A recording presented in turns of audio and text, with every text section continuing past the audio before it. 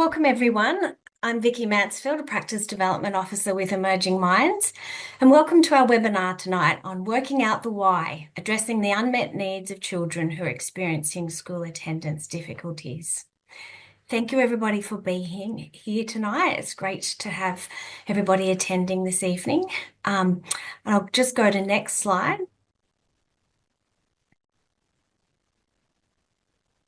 Next slide. And before we start, I'd like to acknowledge that I'm meeting on a Wabakal country tonight, and I'd like to acknowledge all the traditional owners of the country throughout Australia and recognise the continuing connection to lands, waters and communities, and pay my respects to elders, past and present, and acknowledge the memories, traditions, cultures and hopes of Aboriginal and Torres Strait Islander people. And feel free to acknowledge in the chat what country you're meeting from tonight. And I just want to acknowledge the importance of connection to culture and community for Aboriginal and Torres Strait Islander children. And next slide. So we have a fantastic panel tonight, and it's going to be a great webinar, and we have a really great transdisciplinary perspective. And so I'll introduce each of our panelists tonight. There are bios in the resources section on the webinar, which we can direct you to in a minute. But to kick us off, I'd like to introduce each of the panelists. And first of all, I'd welcome Deborah Costa, psychologist from New South Wales. Welcome, Deb. Thank you. Thanks very much, Vicki. And Deb, I'll just ask you, just so we get a little insight into each of you this evening, can you tell us 3 adjectives that describe how you feel about working with children? Yes, thank you. Great question. My 3 adjectives are, I find it rewarding working with children, demanding, because they really demand all of our attention. And from that, I find it really energizing working with children. Yeah, lovely. And I think they definitely keep us on our toes in a good way. Yes, absolutely. Thanks, Deb. And then I'd like to introduce Wendy Noble, who's a paediatric occupational therapist. Welcome, Wendy. Hi, Vicki. Thanks for having me. It's lovely to have you. And Wendy, similar to Deb, can you tell us 3 adjectives that describe how you feel about working with children? Yeah, sure. I actually had exactly the same adjective as Deb for one of them, rewarding. That was my first thing that came to mind. It is very rewarding. I also had fun and challenging, and I would say in equal measure at all times. Challenging, fun, rewarding, every session, every day. Yeah, great.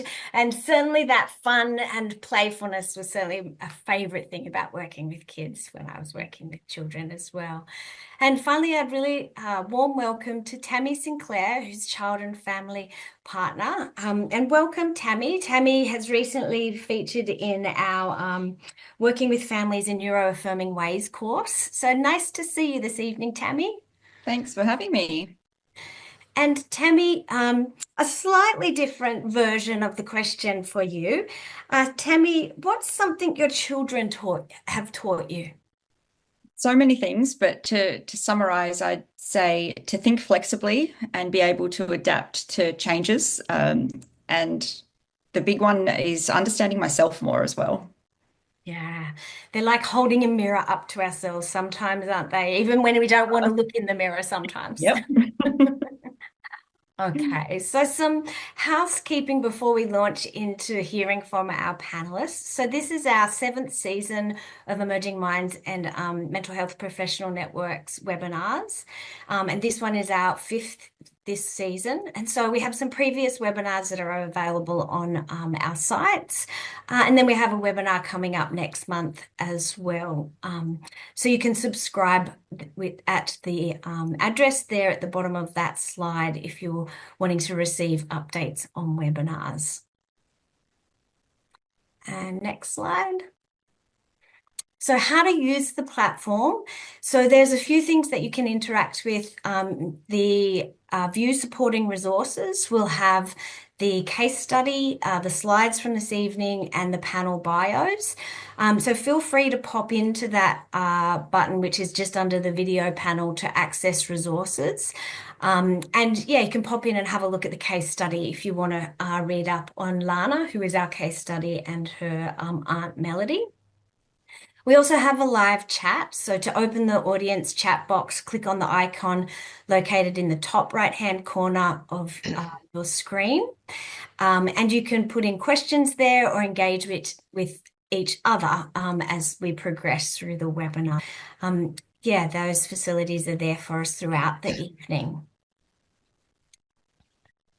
So our learning outcomes this evening, you will have received when you registered, but this evening we'll be looking at certainly the why and exploring the reasons around children's school challenges. We'll be looking at some trauma-informed strategies to support children and the unique factors which might contribute to challenges with school attendance, and also the importance of partnerships between parents, health providers, and educators when we're looking to treat the whole child and support the whole child and family in the school environment. So lots of great information coming up around those learning outcomes. So we'll go to next slide. And so to start us off this evening, I'd like to invite Tammie to come and share her perspective. Welcome back, Tammie. Thank you. So I'm here to give you a voice of someone who's lived through this, and you can go to the next slide if you like. So I'm a parent of two neurodivergent kids. Firstly, I should say that I'm coming to you from Ghana country tonight. Parent to two neurodivergent kids. I've led a social enterprise. I've mentored families and young people. I've been a counsellor in my local government. I've written a children's book on neurodiversity, and the pictures from that you'll see in the slides tonight. They fit quite well. I'm passionate about doing my small part to try and help improve outcomes for people like me and my family. Looking back, I knew I had school anxiety when I was young, but I didn't know that it would impact me for the rest of my life. Unfortunately, I still have nightmares to this day in my late 30s. But yeah, I'm not a psychologist or a therapist. I just wanted to share my personal story and some examples to help give some context. You can go to the next slide.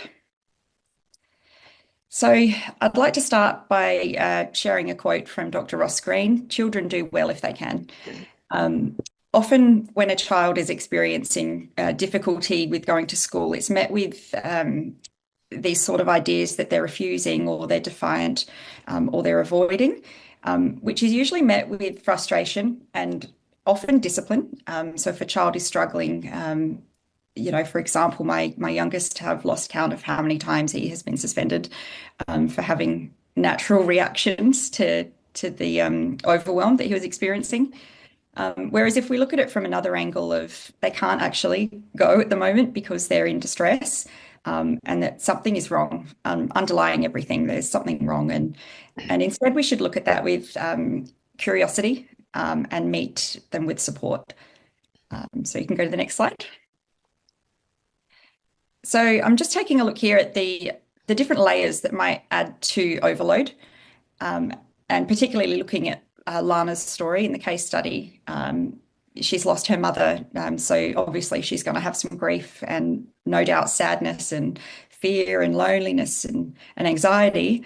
But the other things to consider as well, and from my perspective, this is what I've experienced with my kids: sensory overwhelm, social disconnect, learning differences, differences in the way the executive functioning happens, and change. So again, for Lana, there's been a lot of change in her life in a short period. So these are just different layers that might be adding to her experience.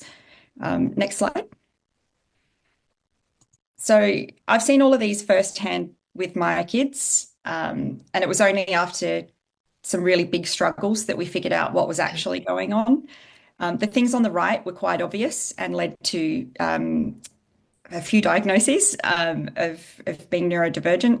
So autism and ADHD are the ones that we've all been assigned.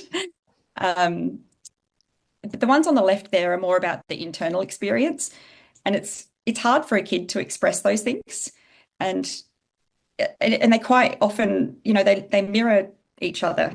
So it's hard to distinguish for a therapist, or yeah, it's just hard to know what's going on.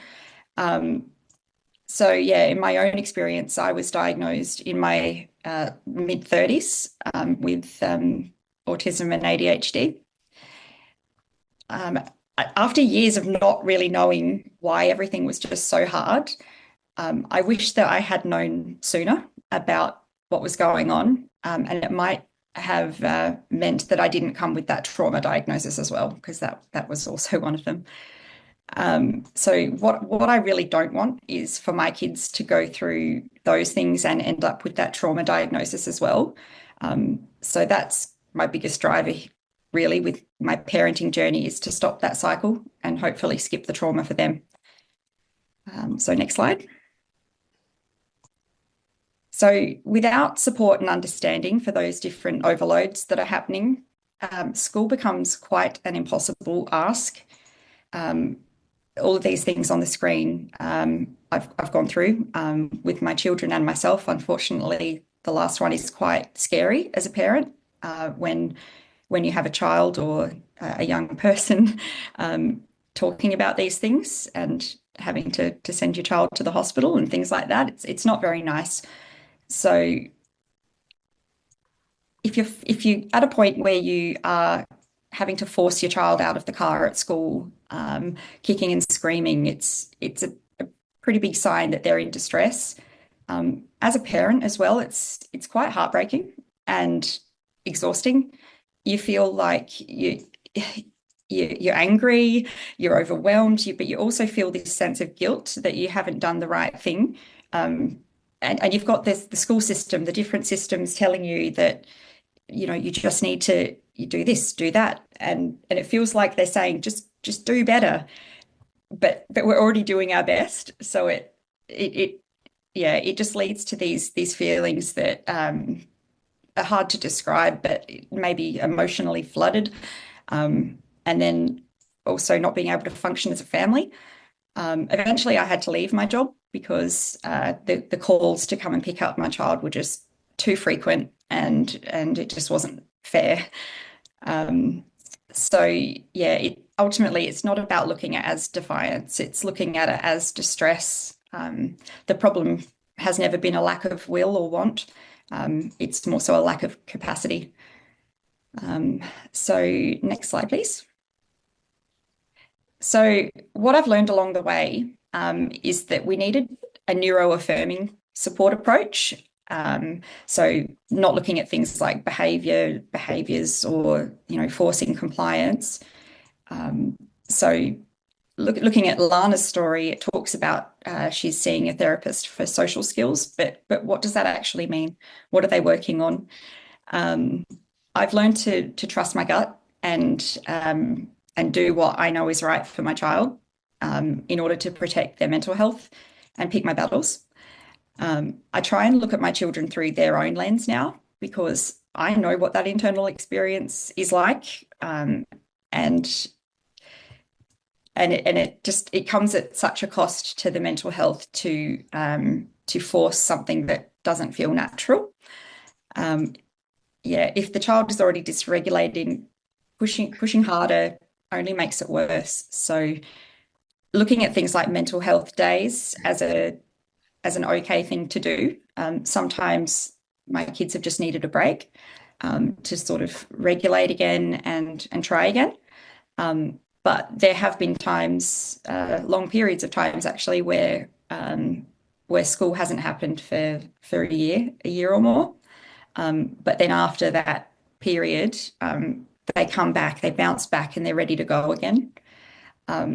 So yeah, thinking about a neuroaffirming therapist and and I guess neuroaffirming practice is grounded in things like the social and human rights model of disability, as well as a trauma-informed approach and strengths-based and person-centered.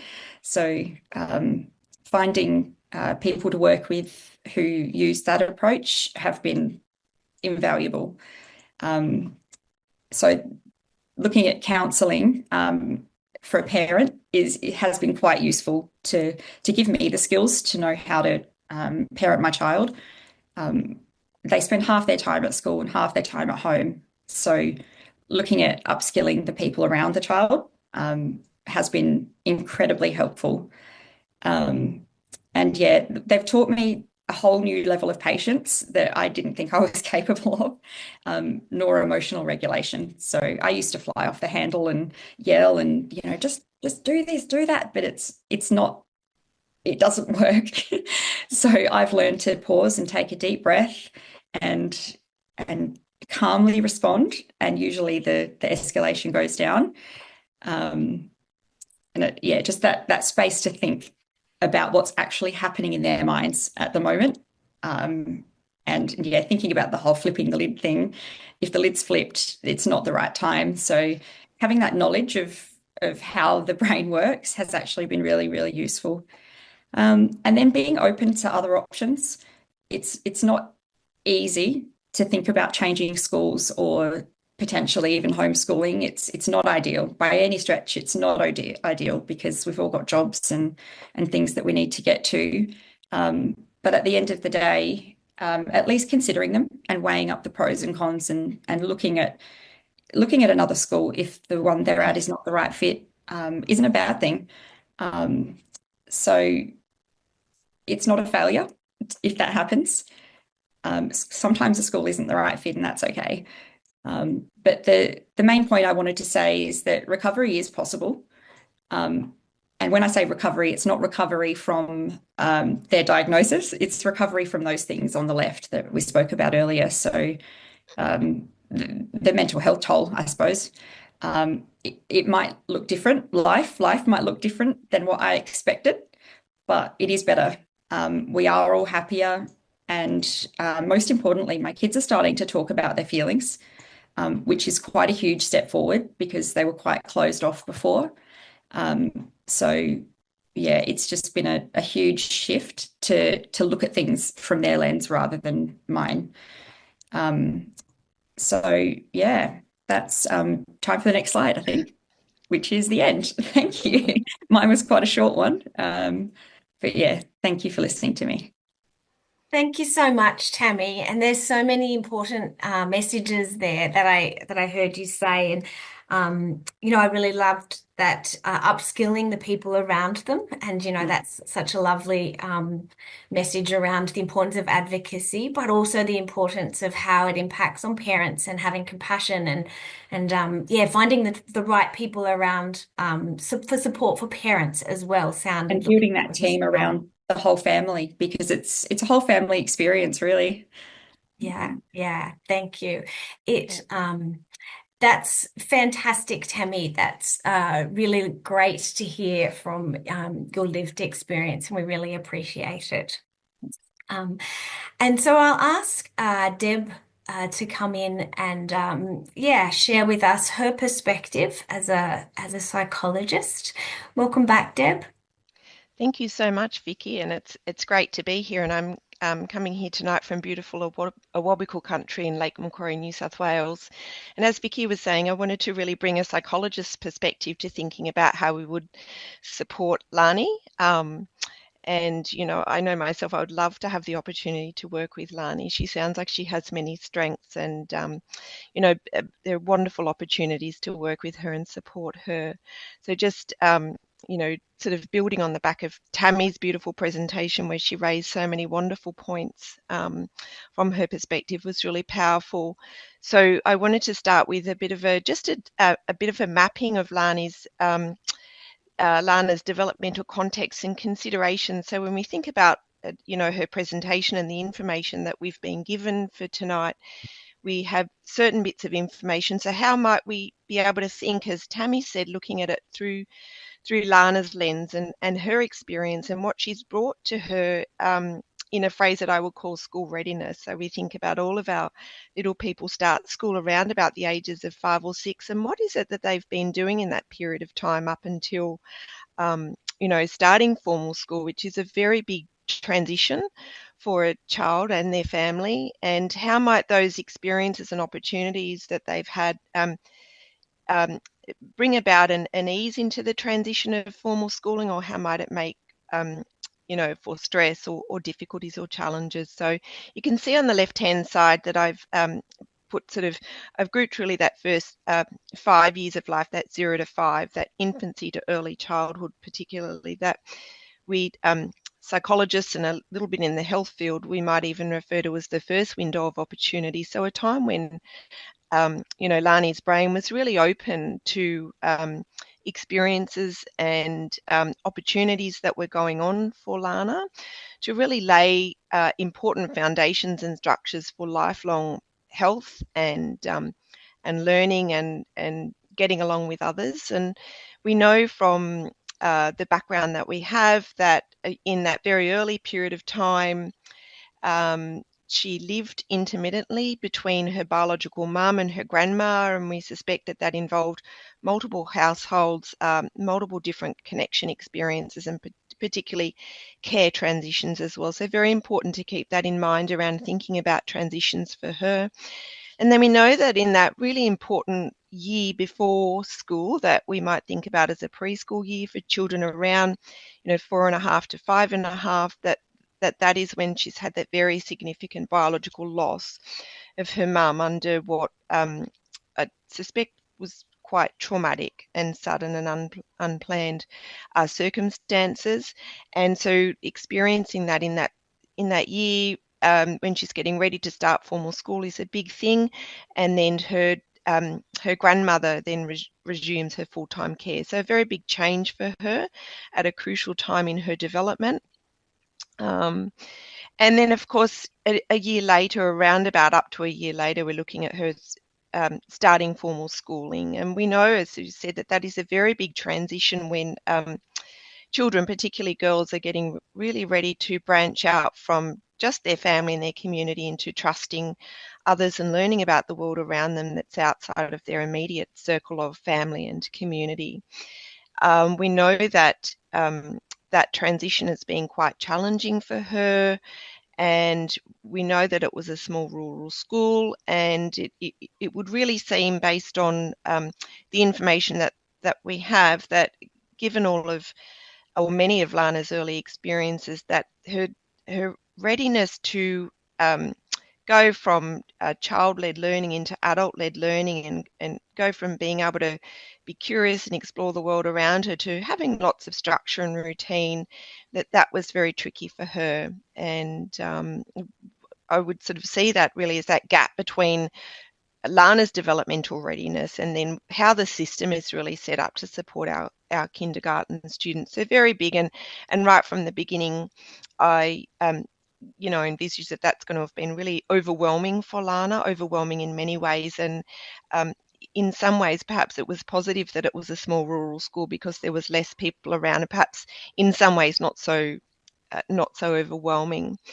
So we then know that moving on from that into year 1, around about 7 years of age, that there has been a subsequent loss, not a loss through death, but a loss of care arrangements and close proximity with her grandmother moving into care, and then that involving Lana having to move to a new community, a new family household, and a new school. So again, very significant changes in the life of a very young child, and not her first changes. So we're seeing already in those first sort of 7 to 8 years of life that Lana's experiences with change and experiences with transition are many, and in a way she's quite experienced with change and transition, but that change and transition has not necessarily represented all positive experiences for her.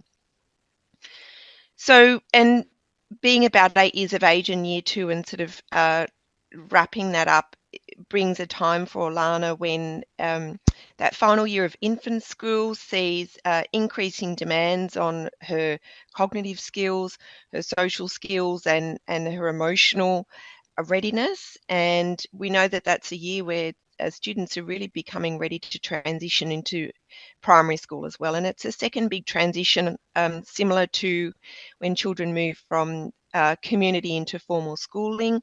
And we know that the demands on children really step up. We know that that's because they shift away from the structure and high levels of support that they receive in that catered to environment into much more of a primary school where there's increased expectations around independence. They're shifting away from learning to read to using reading skills that they've hopefully acquired to read to learn.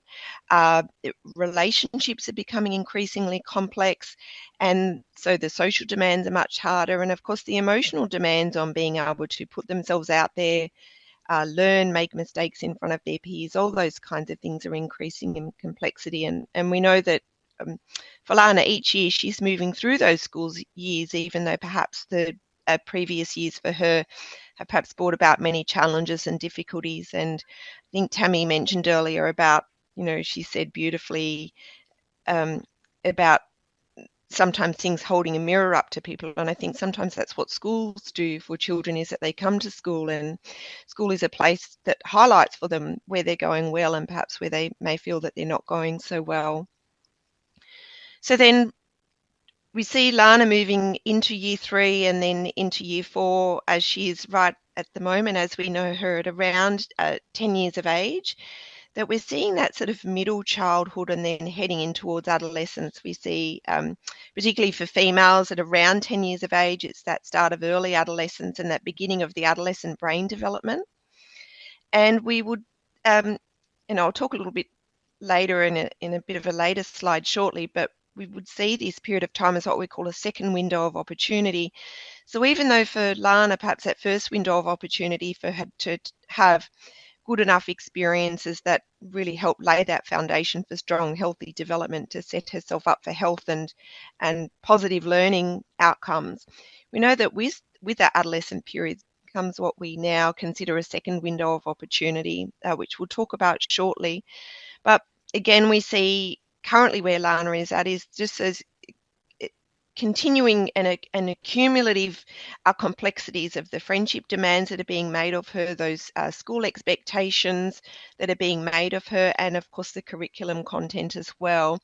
So really for Lana, she's really sitting in that space where she hasn't quite had all of what she's needed, but yet she's attending school quite a bit, and she's really trying her very best to navigate that space and meet the demands that are being made of her. And we want to be thinking about, well, how is it that we can look to what's gone on for her developmentally and what she's brought with her in her beautiful, neat package, to how we can ensure that her school readiness really matches with our readiness to support her. So moving on to the next slide, please. So that's where I really wanted to focus on thinking about, if we think for Lana, all of those things that she's been through and all of her unique experiences and the opportunities that she's had during her 10 years. And the additional information we have, we know that there's a number of strengths that are very clear just from without really getting to know her very well. And we can see there are those on the left. We know, as I said earlier, that it appears from the information that she has, even though she is missing some school days, she's actually still attending school a lot of the time, and I think that that's something to be celebrated each day. We know that it's quite difficult for her. We know that she's having to work much harder in school than many of her peers because of what she's having to work to overcome. And we know that she's letting us know in many different ways that she likes sport. She loves to be outdoors. That's the place where she escapes when things aren't feeling great for her. And it sounds like, based on what her teacher is telling us, that she's energetic, which is great to see kids when they're energetic and think about how we can channel that resource into something positive, because when they have that energy, it means that we can work with that in really beautiful ways. We know that she's got an incredibly supportive family network, and we've seen that with each time there's been a transition and change in care, very necessary for for Lana that somebody from her family has stepped up to look after her, and I think that that's really beautiful. A very strong, what it seems, maternal network of support for Lana, which I think is really beautiful for her and valuable, but also very, very valuable for the school, particularly to think about how we can build a network and support Lana. We know that she's really keen to seek connection, which again, that's something that is can absolutely be offered in school. There are so many peers and so many staff in school communities that it's something that we can provide in a way that's going to be safe for her and help her. And then I get the sense that Lana is self-aware. She withdraws when things feel particularly hard, and that's because she wants to give her best self, I think, at all times. And of course, when she's not feeling her best self, she steps away. So that self-awareness is, again, something that is there already that we don't need to build on and that we can work with. And I see those strengths really as providing us opportunities straight up to support Lana in school. So I think about how we can engage Lana through sport and outdoor activities. It's a strength. It's something she loves. She's going to feel comfortable in that space, and it's going to be a place where we can develop connection, trust, and just positive moments in school for Lana.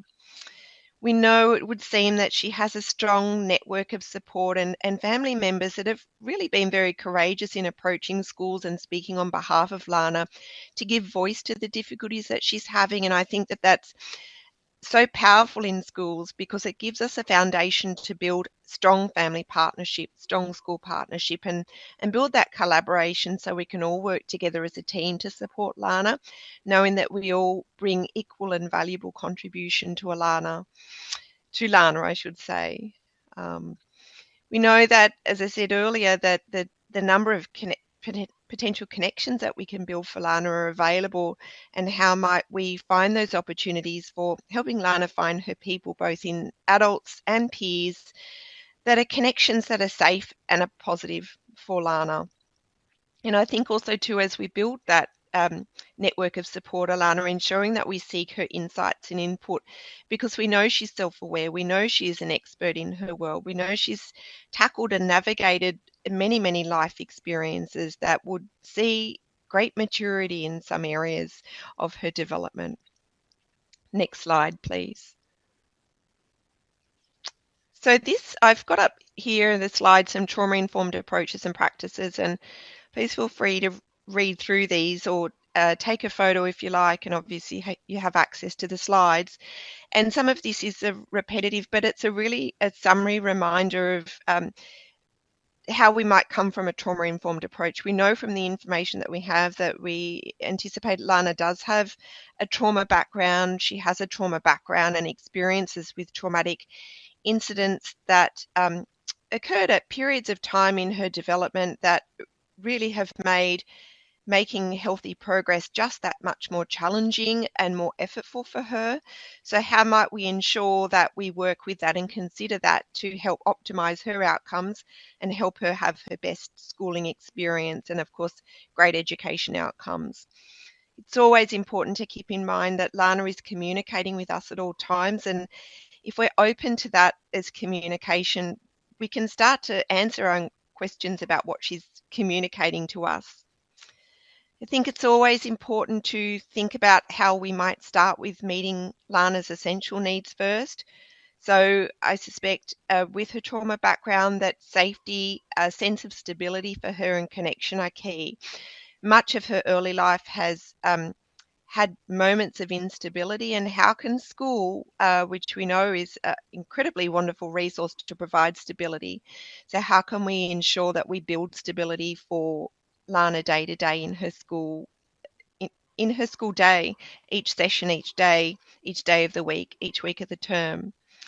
I like to think about how we ensure that we try to think about school readiness as how will we meet Lana where she is at, so we can bring her along the journey, as opposed to thinking that we'll just quickly grab a Lana and bring her up to where we are. So, and by that, I always like to acknowledge that we know Lana is chronologically 10 years of age, but I think developmentally in many of the school readiness areas, it's perhaps possible to consider that she's developmentally much younger, both socially, her experiences, and emotionally. And so how might we support her from a developmental age perspective rather than how many birthdays she's had? So just shifting our expectations and demands to support her. I mentioned before about those building safe connections for Lana, both with adults and peers and that team, and engaging Lana through her preferences and strengths to develop success. We want Lana to experience some success that she trusts, and that will come so much easier when we're working with her preferences and strengths. A favourite one of mine, I love it. How do we see Lana for her strengths, despite the many challenges that she has? And how do we find her treasure, that spark or that thing or things about Lana that are really unique and that school has an opportunity to help uncover for her or help her showcase? They are there, and I think if we trust that they are there in all students and be open to looking for that, school is a wonderful place. Maybe she's going to be a talented artist, maybe a wonderful singer, maybe a great sports star. We don't know, and I think it's exciting to think about the possibilities and how we can have the privilege to work with that. And be kind to ourselves, because it takes time. The progress is not linear.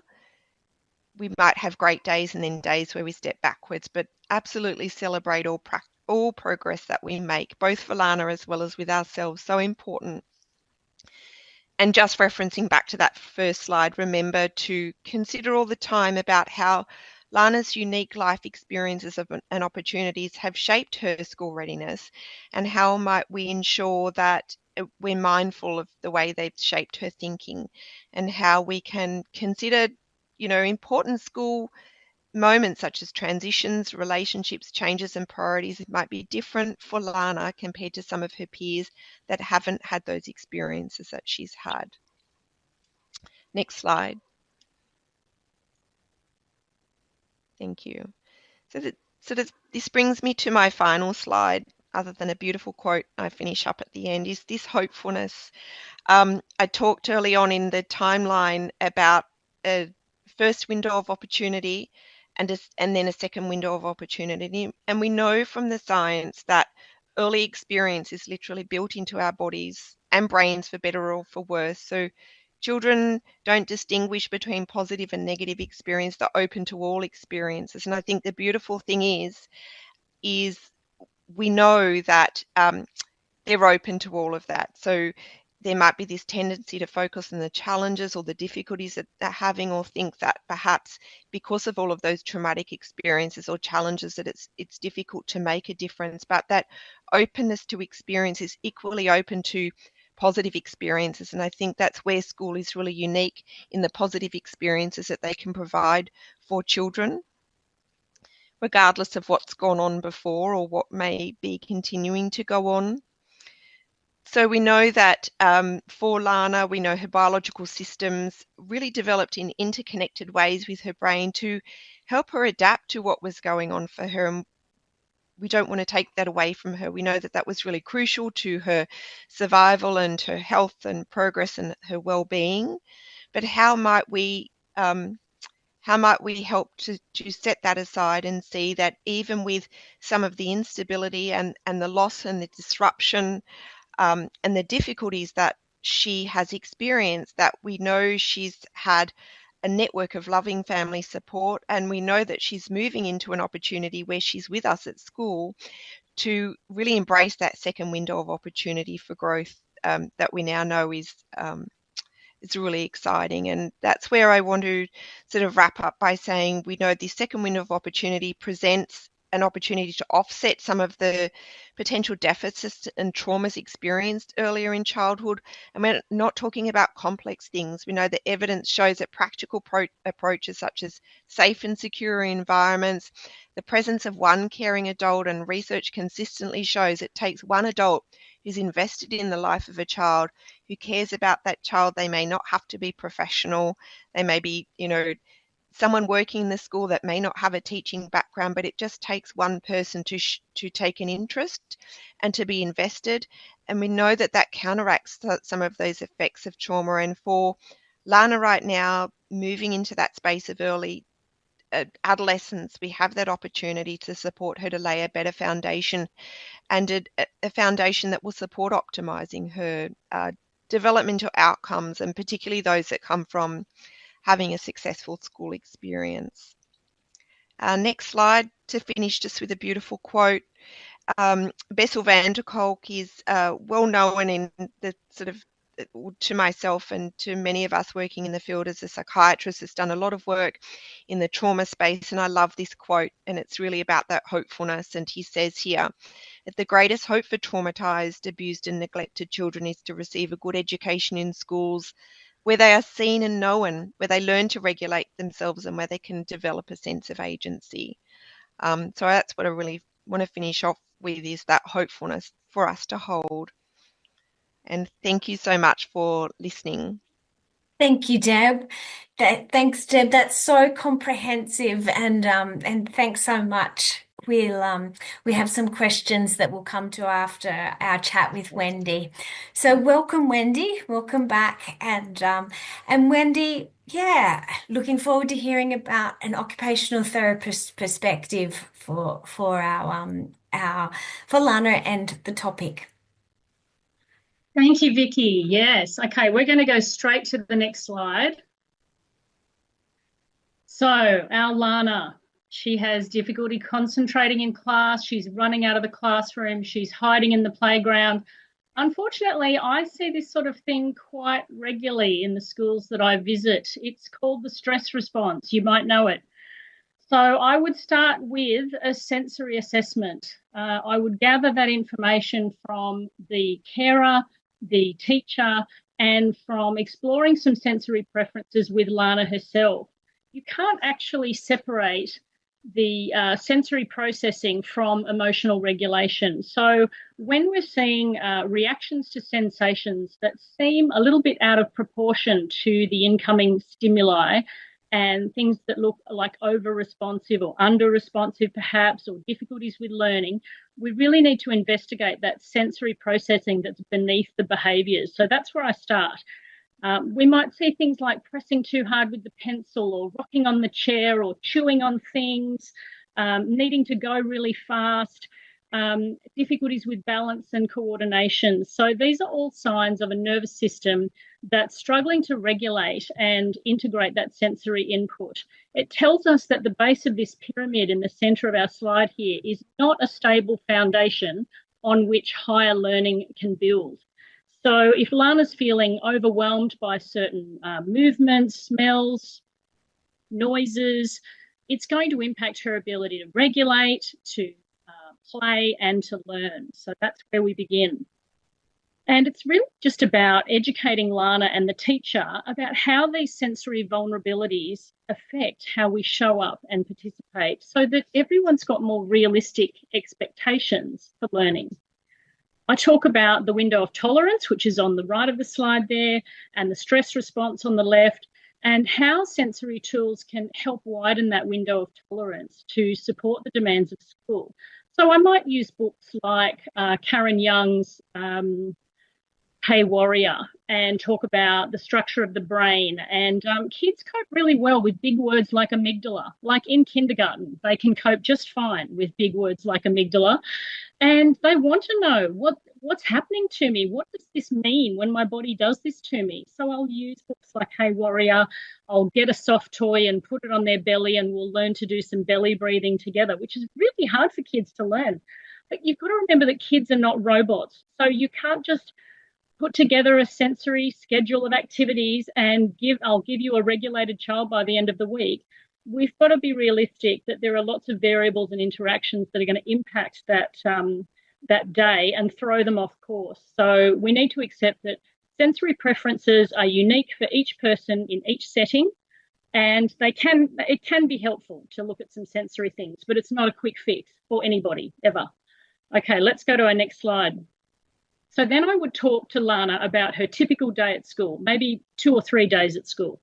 Talk me through using the catastrophe scale on the left there, emergency, big problem, and so on, and see if we can identify those hotspots of the day and troubleshoot some strategies that might help make the day just a little bit more tolerable, help her feel more calm and alert and in control.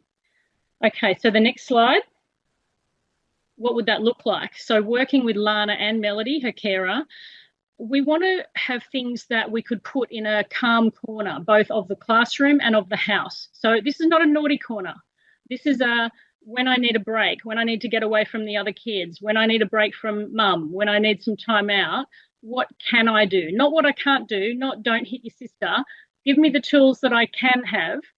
These are the sorts of tools we put in the box. So, and just an example on the lower half of that slide of what a sensory schedule throughout the day might look like. So things like having a good sleep environment, no screen time before bed, no screen time before school, preferably. Having a good breakfast, maybe some exercise by just simply walking to school to get those dopamine levels at an optimal level for learning. That's what we want to try.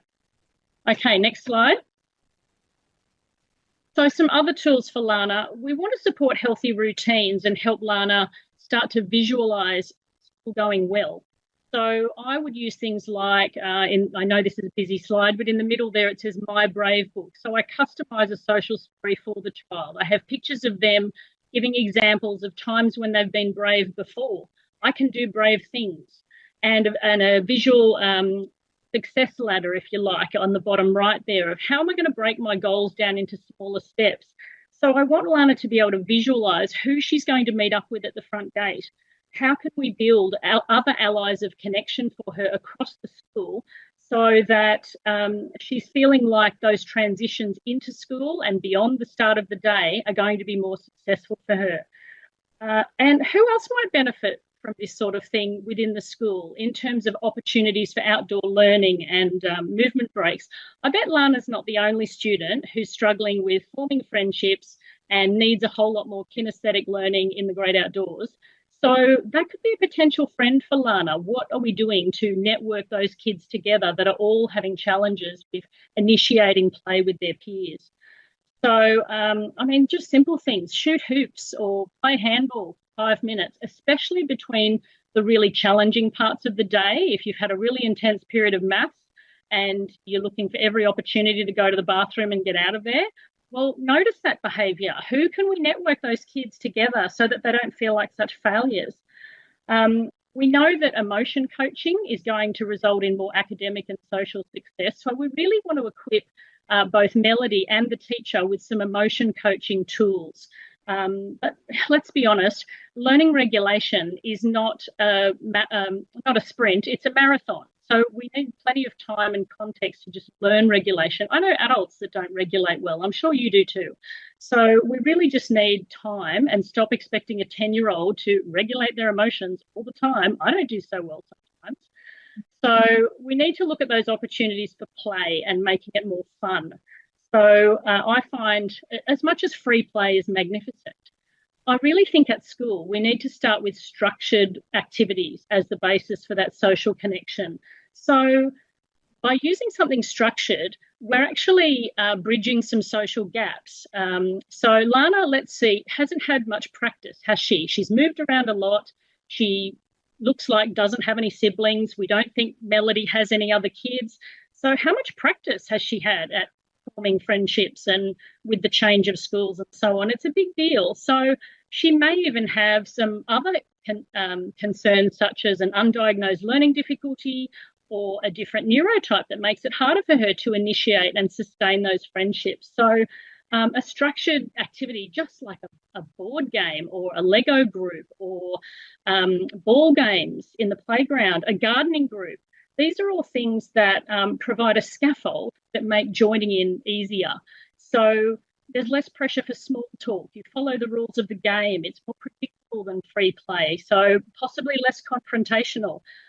A lot of the kids I see tell me that the most stressful place for them is out in the playground because it's just a free-for-all. I don't know how to start that. It's too loose. There's not enough rules. I don't know where I'm supposed to go. So there's even less teachers to help them navigate conflict.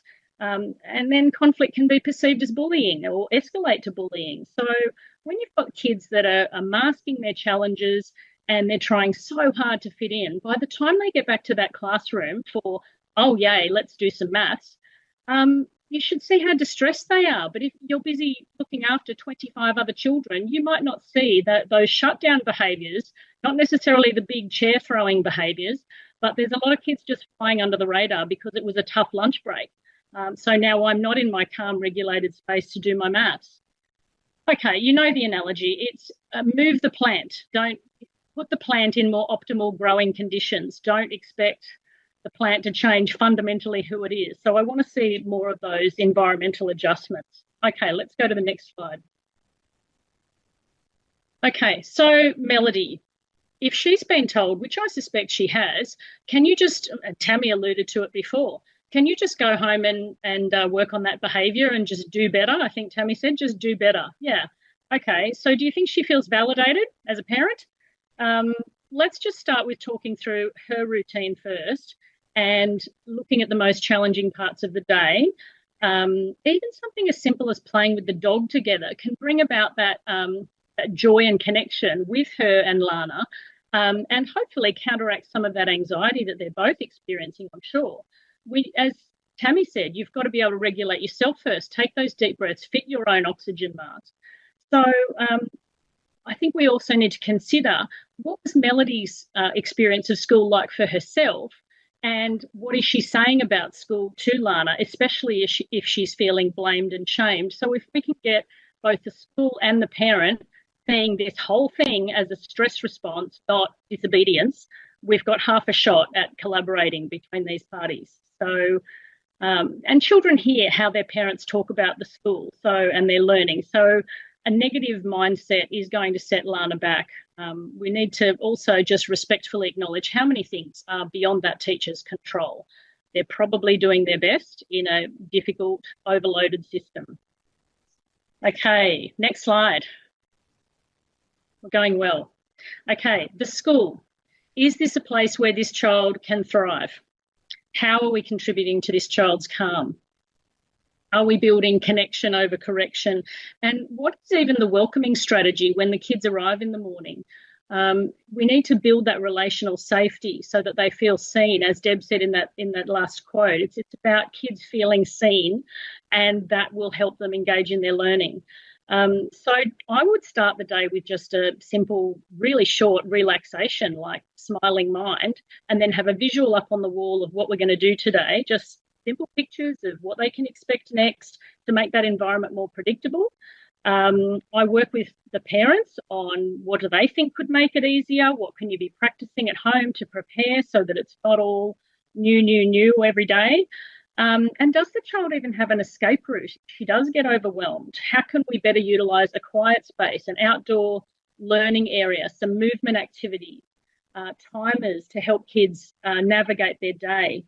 We keep asking kids every day, are you nervous? Are you scared? Are you worried? Do you want to talk about it? Do you want to talk about it?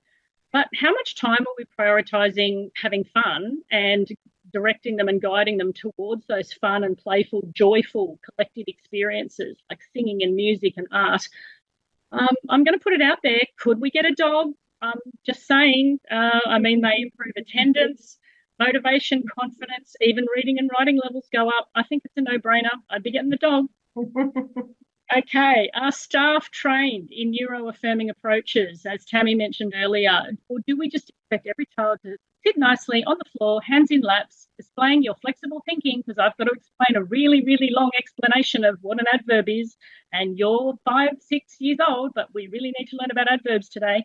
So staying in at lunch and recess and missing movement breaks are lousy punishments for kids not achieving set tasks. I always have that image of giraffes and monkeys being told to climb trees at exactly the same level.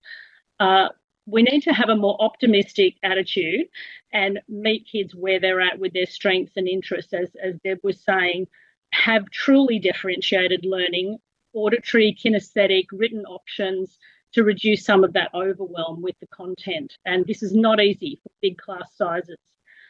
Okay, next slide. We're nearly there. Okay, this next slide is just some examples. I'm only going to say a sentence about it when it comes up, just regarding, some regulation tools, some things you might find helpful, such as deep breathing and heavy work options like yoga and gardening are really good for producing a calmer classroom. And the next slide is just about what not to do, some styling tips. So less clutter, less punitive shaming consequences, please. I don't want to see any more of these green, yellow, red, happy, sad faces. If you're not sure what to do, read a bit more about the low arousal approach and collaborative proactive solutions. The last slide I'll leave you with on the next one is just a little example of how you might be able to make some practical small adjustments to create a more conducive learning environment. So it says sense. So stop, calm yourself first, fit your own oxygen mask, make one little change in the environment at a time. So turn off the lights, notice whether it made any difference. Try another sensory strategy and just keep embracing each moment as a learning experience and responding with respect, because none of the sensory tools are going to be a quick fix or work absolutely every time. I just think we need to accept that when we know better, we do better. And if you want further practical tips about running classroom a little bit differently, or how to network in with your health professionals a little bit more to support a child who's struggling, I would probably start with Brain Body Parenting by Mona Delahook. That's really family-friendly reading. It's not too much jargon. It's really easy to make sense of. So more tips on that from Mona Delahook, I would suggest. That's all I've got, Vicki. Thank you so much, Wendy. Thank you. That's fantastic. And I love there's so many practical ideas in there, but also some really rich ideas about how we help stabilize that bottom base of that pyramid as you started out with, so that we can move up the pyramid. And those slides have got such a depth of information, so they will be available afterwards for everybody as well. So we will move on to some questions. We have quite a few questions that have come through, so we won't be able to get to all of them, but we'll do our best. And I'm acknowledging there's quite a few questions about working with secondary school and high schoolers, which we won't get to do today, but we might flag that for another webinar at a different time, maybe. But so in terms of some of the questions that come through for us, there was one that was really appreciate your insights, Tammie. Thank you for sharing. And this was also one for Deb as well.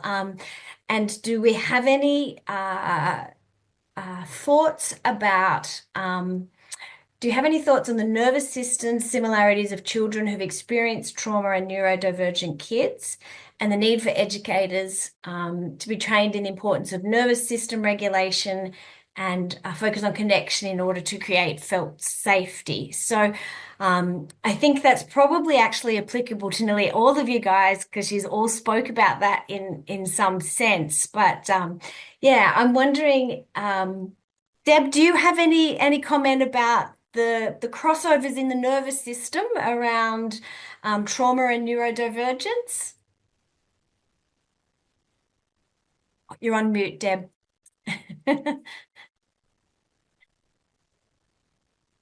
That's a great question. And thank you to those people in the audience who were curious about that. I think I would start by saying, when I think about trauma-informed practice, I think about it, we not always knowing whether a person has experienced trauma or not, but it really being about a way of considering what is going on for the child and responding in a way that's responsive rather than reactive. So I think that is, I'd really like to leave for really Tammie and I guess Wendy to talk more about the neurodivergence, but that would be the first thing I would say about that a trauma-informed approach and these practices, and we know that there is not a one size fits all. We know that all of us are individuals, and the beautiful children and young people that we work with are all individuals, and we know that we try different things, but I think if we hold in mind having this idea of an approach that thinks about where the child might be coming from, what might be going on, what might the child be communicating, it's a great start. And I have a favourite saying, is that when we work with children, they provide us free professional learning, because They're here to show us, to teach us how to do things better. Just quickly, I will answer in relation to learning about the nervous system. I think it's really crucial. I think I'm a big supporter in thinking, as Wendy mentioned, that actually children and young people should be learning about their brains and nervous systems.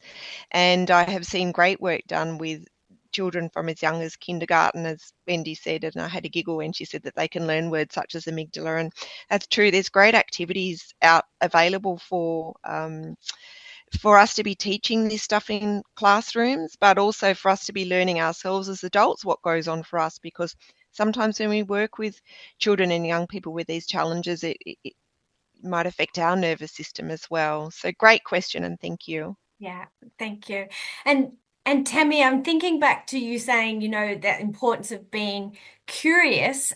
Did you want to add anything around the importance of, because you mentioned both trauma and neuroaffirming practice. Yeah, did you want to add anything about, that question around the crossovers, or Deb saying, you know, we respond rather than react? Yeah, would you like to add anything? Yeah, I guess entering the school environment as someone who is neurodivergent and is predisposed, I suppose, to sensory overwhelm and social overwhelm, even you're always on edge. So I really liked what Deb said, or was it Wendy? One of you said about creating safety. Without that feeling of safety, the nervous system is likely still going to be on edge the whole time, which makes learning very tricky. And yeah, the more negative experiences we have, or my kids have had, the more it sort of chips away. And look, I'm not credentialed to say that they have experienced trauma, but I've definitely seen a lot of the traits that could potentially lead to that. So my priority is just trying to alleviate as many of those distressing experiences as possible, in hopes that, yeah, they will feel safe to re-engage or just engage when they can.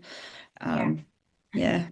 Thank you, Tammie. And I think, that importance of connection and safety sounds like that's an important base of the pyramid for everybody. Yeah, but I really want to acknowledge that sense of, that going into school in that environment may be highly stressful when. I really also liked what Deb said about.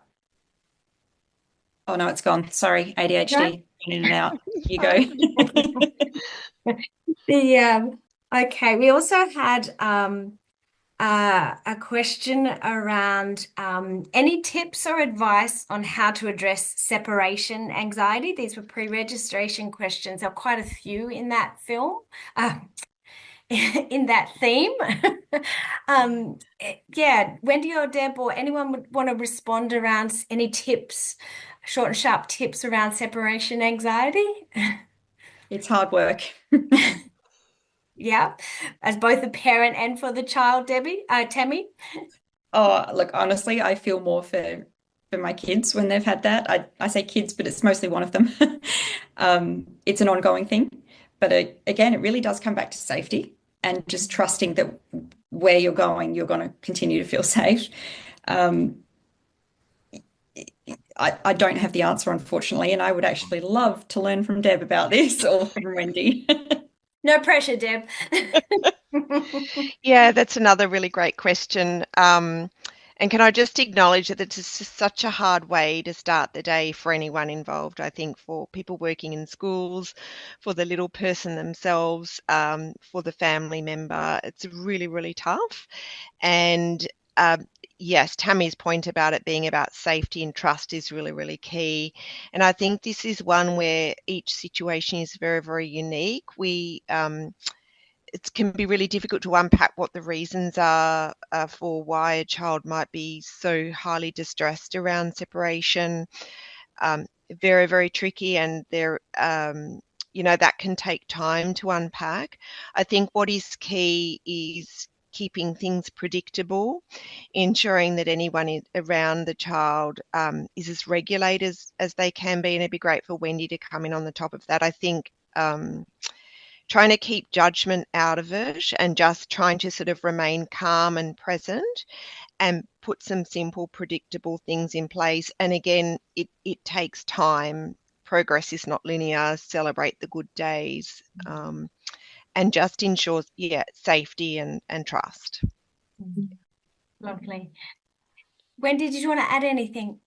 Just a couple of little tiny tips that I feel like I've learned more about this from the parents than anything I've read or watched lately.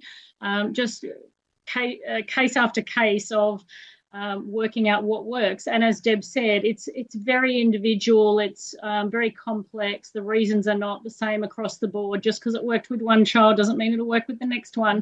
But some things that I would say work more than they don't are things like building that the gap, building the bridge between the goodbye and the next hello through, I guess, they're cognitive tools that you're talking to the child in the morning while we're getting ready about when next time I see you, what are we doing together? Or when we get home today, what's the next point of connection?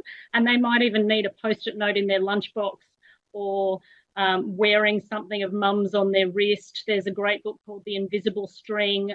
So there's you need to pick an age-appropriate strategy, obviously, but things that I've seen work well are when the child has little reminders throughout the day of mum and dad can't be here right now, but what have I got to look forward to? What's the next point of connection, instead of all that dread of getting through the day without them. So I've seen more of those practical things work well, and I agree with Deb. It's all about that regulation in the morning of the carer because it is super stressful. It's like, when you work with fussy eating and you're dreading the next dinner. It's the same thing with this. I'm dreading tomorrow morning's drop-off because it was hard yesterday. It's probably going to be hard again tomorrow. So what has the carer got to look forward to as well, and how are they regulating their response, and what tools are in their toolkit? So I really think you need a team around you. I don't think any parent should go through this by themselves. There needs to be more support. And I think the most frustrating thing for a parent to hear is, oh, yeah, he's fine when he's here. We don't see any of that. So when the child's great at masking and holding it together all day, there's nothing more crushing for the spirit of a parent than to be told, oh, honestly, great, you're telling me it feels like more blame and shame, doesn't it? It feels like, oh, great, so it's something I'm doing to him before I send him to school that makes him like this. No, it's the overload of the whole system on this child. It's too much to ask. I can't jump through that hoop for you. So you need a team around it. I think that's a great message, is needing a team. And Tammie, you wanted to add a final message there? Yeah, I've processed my thoughts on that. And I think as well, it has a lot to do with the lead up to getting to school, which it's a mad rush in the mornings, and it's quite impossible sometimes as a parent to be calm and regulated, but they kind of feed off of my energy. So if I can do my best to be calm and, make it go smooth, then it's more likely to go smooth for them. But just another point that I've noticed when my youngest has disengaged from services and doesn't want to re-engage, the key to that re-engagement is an interest. So having a conversation that's not about therapy, it's not about his behavior, this, that, or the other. It's actually just about something fun to talk about. And as soon as that link is established, then it's easy. It just happens. So really linking in with the interest as well. That's a great ending for us to think about. I think for our Q&A is that thinking about preferences and interests and how do we engage with this unique little person in front of us, because we can get caught up in all of the pressures of the system. So that's a great create the safety and then do the learning. And so just to finish up, just quickly, I'd love to hear from each of you, and Deb's at the top of my screen, so I'll work down the screens. One take-home message for this evening for each of you, just for us to finish up. It's been fantastic, and you've provided with such rich information. But Deb, do you have one take-home message? I do. I love this one, and it's really how do we, as the adults supporting Lana and students like Lana, hold that hope for Lana whilst she may not be able to hold that hope for herself. And I think that goes for Melody too. How do we hold that hope for her as well? Yeah. Fantastic. Thank you, Yeah. Deb, and thanks so much for such a comprehensive presentation. It's a pleasure. Thank Wendy, you for having me. what one take-home message for this evening? Was that me? Wendy, sorry. Oh. Yeah. I'm just going down the screen. Yeah, I would just explore the sensory preferences. You don't have to be an occupational therapist to try some headphones and try a calm down space. So play around with the sensory preferences with the child and the parent to see what works. And then get some expert advice as you need it. I just don't think there's a one size fits all for therapy or for the whole school attendance difficulty. You might need a very different approach from someone else who's been through the exact same thing. So keep looking for those neuroaffirming providers if that's a factor for your child, and keep trying different approaches with the team around you, and don't give up. Don't feel like you have to come up with all the answers by yourself. Thanks, Wendy, and thanks so much for your presentation this evening. And Tammie, to take us home, one parting message. All right, I've got 2 points, but I'll make it quick. Something that I've done that's actually helped quite a lot is model the tools and the resources that are going to help my kids. So I've always got fidgets around me now. I use my headphones in the shops. They can get quite embarrassed to just be told to do that. So I model that for them. And then the big take home is just put yourself in that child's shoes and try and see what it's like for them. Thank you so much, Tammie, and thanks for a really lovely presentation this evening, which was so insightful and so rich in sharing. Thank you all for your time this evening. And I'll just, it'd be great if people can complete the feedback survey before you log off. That always helps us think about, what we're doing well, but what also can we do more of or change. You'll get a statement of attendance within the next week, and this will go up on our websites in the next couple of weeks, and you'll receive a link when everything's ready for you. So I'll just see if there's another slide there, or if we've jumped to the end. No, upcoming webinars, yeah.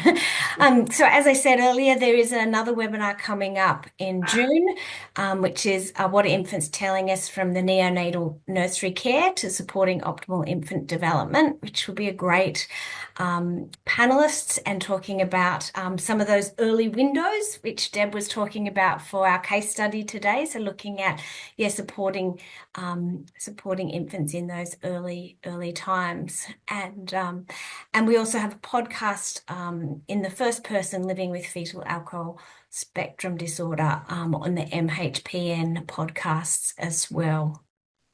And I'd just like to thank MHPN and acknowledge that there's 350 networks across the country where we're having access to mental health practitioners and discussions, which is so important. And if you're wanting to start a network, there's the link there for which can be a great way for in-person or online networks to dive into some of these conversations, because sometimes we get to scratch the surface in our webinars, and we'd like to do a deep dive. So MHPN networks are a great way to do that. And next slide. So acknowledging this is a webinar produced by Emerging Minds and the National Workforce Centre for Child Mental Health, funded by Australian Government Department of Health under the National Support for Child and Youth Mental Health Program. Thank you to all the presenters this evening for such rich learnings, and thank you all for attending this evening on a Wednesday evening. And please take a moment to complete the feedback survey, which is the green button down the bottom of your screen, and that really helps us develop a sense of what what we want to build on. So thank you everybody for a fantastic evening, and yeah, hope to see you at another webinar in the near future. Thanks everybody.